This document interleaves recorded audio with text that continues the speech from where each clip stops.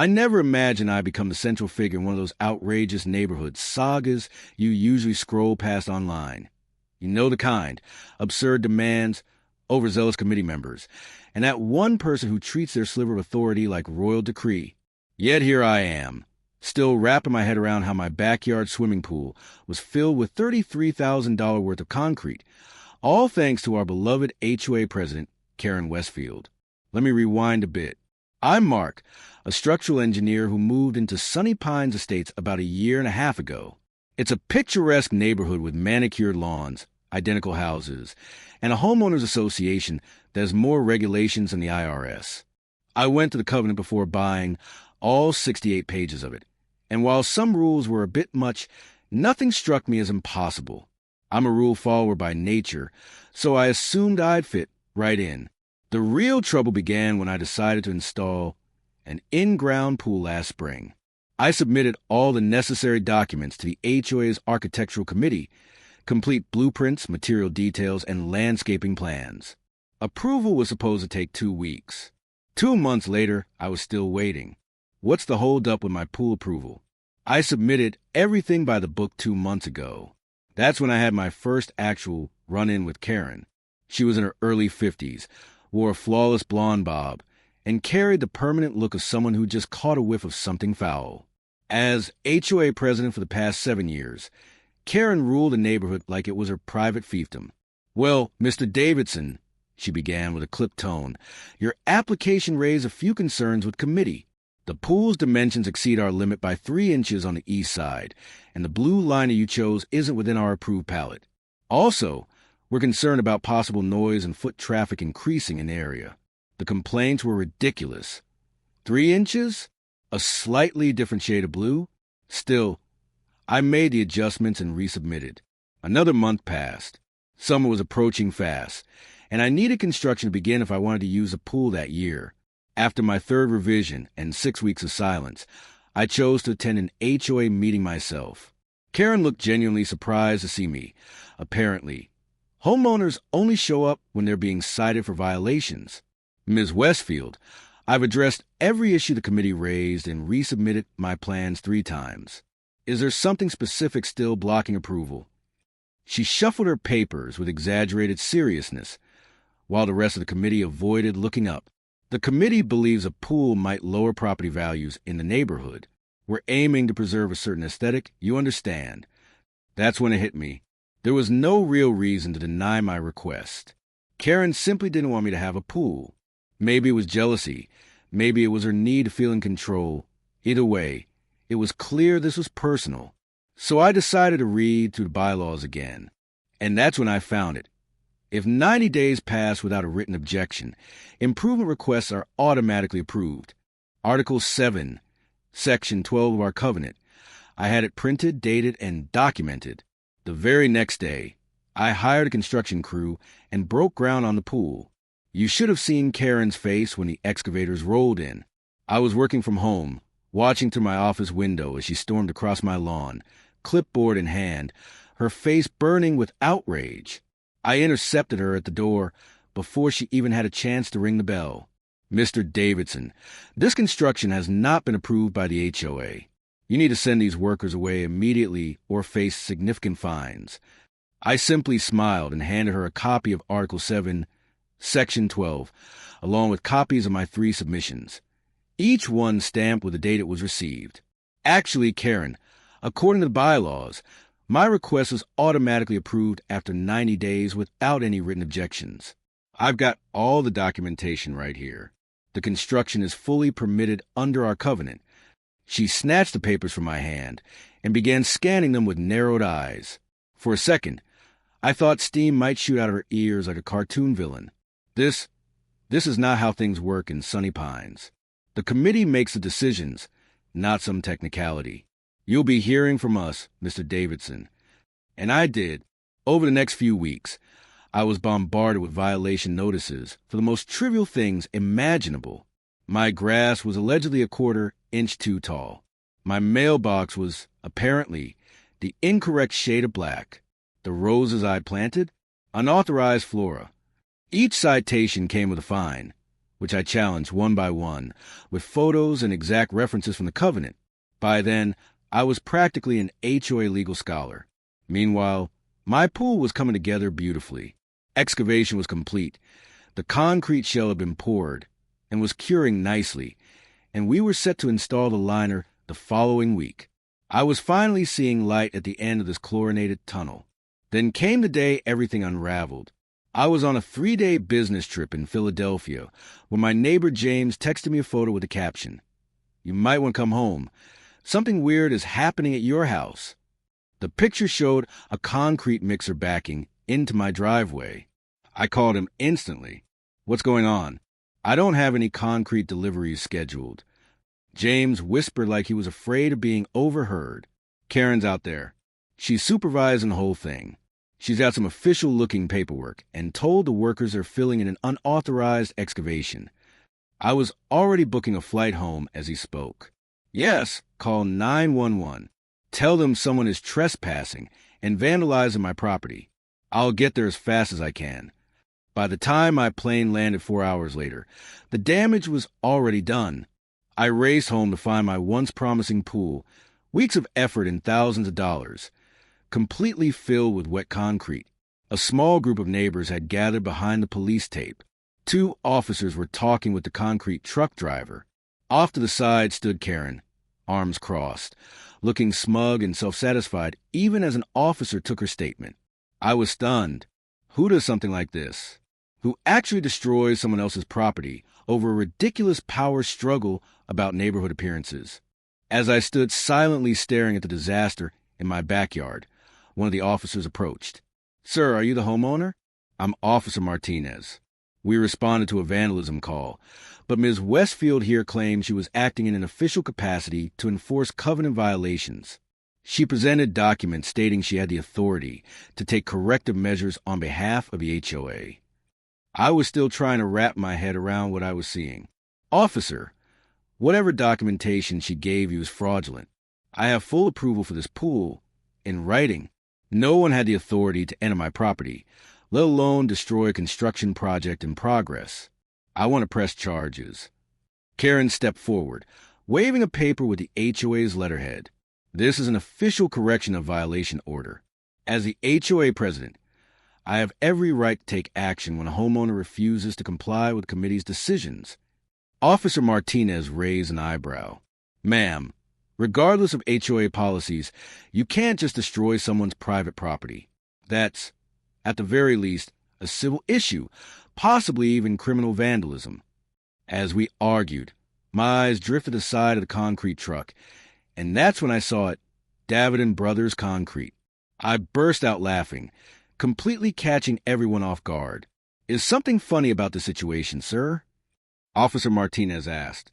"Actually, yes," I said, trying to contain myself. "That concrete truck belongs to my cousin Mike's company. I just need to make a quick call." I stepped aside and rang Mike, giving him the short version of the situation. 5 minutes later, I returned to the group with an oddly calm demeanor. "Officer Martinez," I said, "I'd like to amend my statement.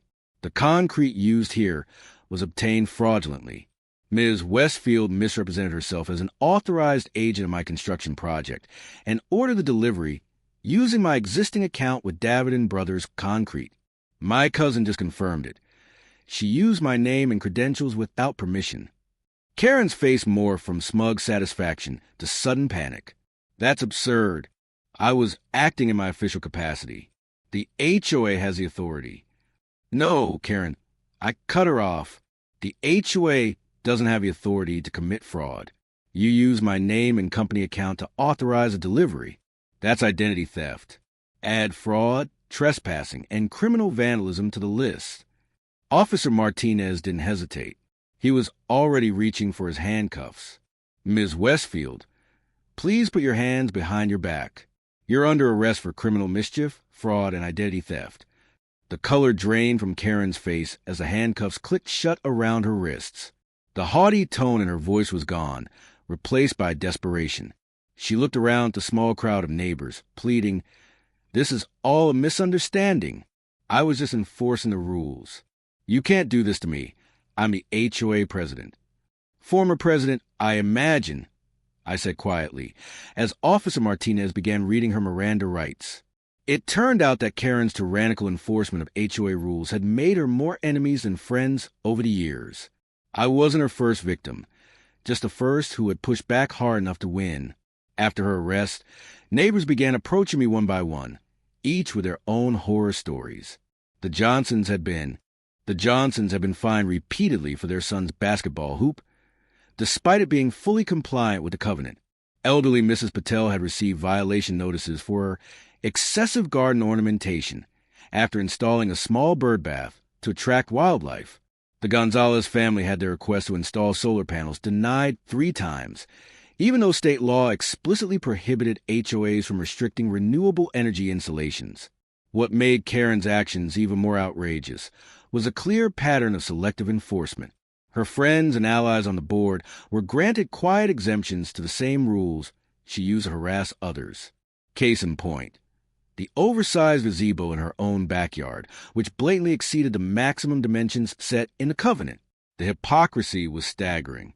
The legal consequences Karen now faced were substantial. The preliminary damage estimate for my pool alone exceeded $20,000. The fraudulent use of my account at the concrete company added more serious charges, and her use of falsified HOA documents, presented both the company and the police, introduced possible charges of forgery. But even before a criminal case could progress, our community began to respond. An emergency HOA meeting was called, and homeowners showed up in unprecedented numbers. The conference room at the local library was overflowing with frustrated residents, many of whom had never attended a meeting before, but had quietly suffered under Karen's iron-fisted rule. Robert, the interim vice president and a retired accountant, called a meeting to order. Karen's absence was glaring.